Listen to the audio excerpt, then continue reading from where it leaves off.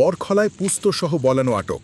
গোপন তথ্যের ভিত্তিতে সোমবার সন্ধ্যা প্রায় ৮টার সময় বরখলা পুঠিচড়া টোল গেটে নজরদারি শুরু করে উধারবন্দ থানার ওসির নেতৃত্বে পুলিশ ও ১৪৭ নম্বর সিআরপিএফ জওয়ানদের একটি বিশেষ দল।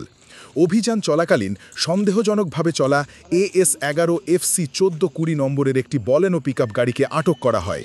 তল্লাশিতে গাড়িটির ভেতরে থাকা গোপন চেম্বার থেকে উদ্ধার হয় বিপুল পরিমাণ পুস্ত।